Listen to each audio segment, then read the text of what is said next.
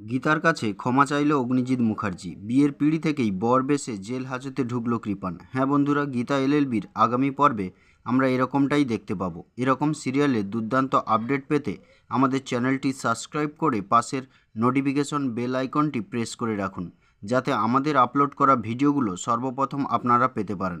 তো চলুন কথা না বাড়িয়ে শুরু করা যাক।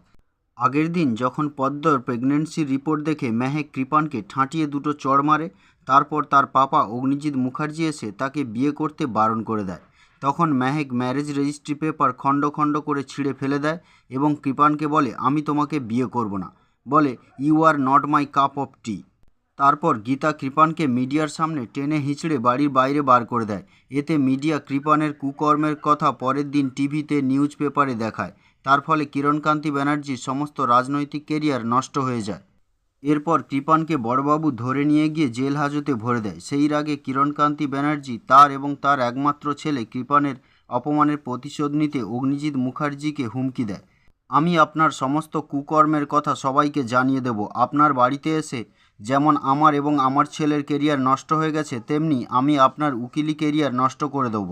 তখন অগ্নিজিৎ মুখার্জি বলে, যান যান, আপনি আমার কিছুই করতে পারবেন না। আপনি এই সব কথা আপনার পার্টি অফিসে গিয়ে বলুন। এরপর কিরণকান্তি ব্যানার্জি চলে যাবে, তখন গীতা হাত ঘেরে দাঁড়ায়। তারপর গীতা বলে, কি কিরণকান্তি বাবু, চেয়েছিলেন গীতাকে মাত দেবেন, কিন্তু চাল উল্টে আপনি তো একেবারে কুপোকাত। তখন কিরণকান্তি ব্যানার্জি বলে, আমি তোমাকে দেখে নেব। তখন গীতা বলে, অত সহজ নয় কিরণকান্তি বাবু।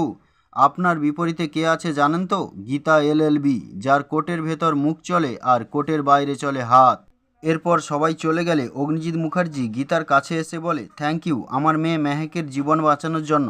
তখন গীতা বলে, এসবের জন্য তো আপনিই দায়ী। বলবো নাকি সবার সামনে আপনার কুকর্মের কথা? তখন অগ্নিজিৎ মুখার্জি গীতার কাছে ক্ষমা চায়। তো বন্ধুরা, আজকের পর্ব এই পর্যন্ত।